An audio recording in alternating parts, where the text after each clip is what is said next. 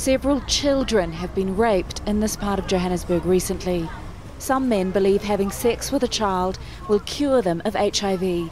It's criminality fueled by ignorance and often alcohol, which makes the venue for this community meeting all the more unlikely. But this bar's owner is happy to help activists from one of South Africa's most respected organisations. Yet the Treatment Action campaign is facing a funding crisis. Meetings like this could be the first services cut. It upsets Sibongile Shabalala, who was diagnosed with HIV 14 years ago. These days, Ebola is a sexy epidemic that all donors wants to put money on, forgetting the HIV and other illnesses that people are still dying of that.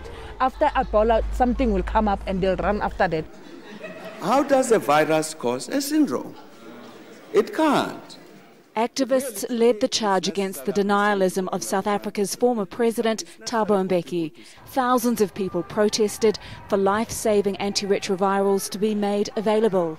This was HIV/AIDS activism at its peak. But every day the work of HIV/AIDS awareness activists continue on a much smaller scale. It's about reaching out to individuals and making sure the message gets across that the battle against the virus is far from over and should be fought by everyone.